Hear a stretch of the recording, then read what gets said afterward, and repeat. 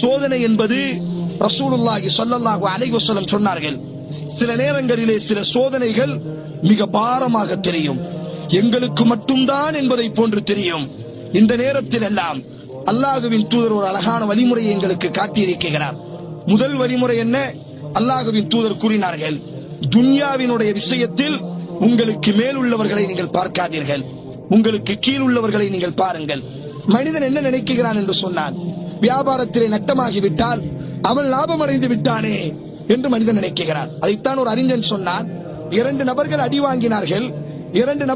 வாங்கினார்கள். ஒருவன் அழுதான்.